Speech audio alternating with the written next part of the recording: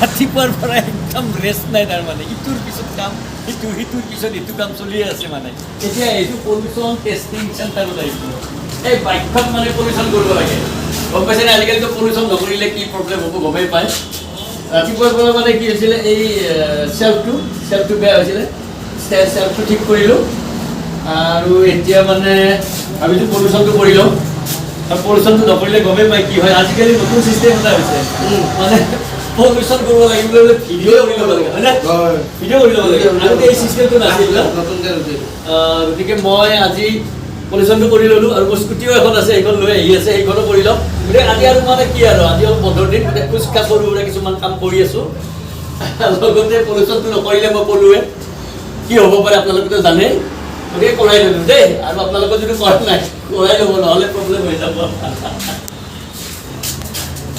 হ'ল নেকি মোক হৈছে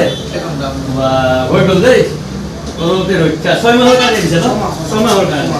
6 মাহৰ কাৰণে আৰু মোৰ টেনশ্যন নাই গম পাইছেনে নাই পাই গ'লোঁ পলিউশ্যন চাৰ্টিফিকেট